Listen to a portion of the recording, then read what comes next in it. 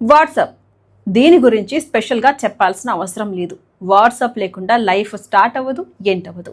But చాలామంది transactions కోసం, registrations కోసం, ఆస్తులు కొనుగోలు సమయాల్లో చాలామంది ఆధార్ కానీ, పాన్ కానీ, బ్యాంక్ డీటెయిల్స్ కానీ అవతల వాళ్ళకి పంపించాలి రెఫరెన్స్ కోసం అని చెప్పేసి వాళ్ళు అడుగుతూ ఉంటారు. మనం కూడా పంపుతూ ఉంటాం. బట్ ఇలా చేస్తున్నారా?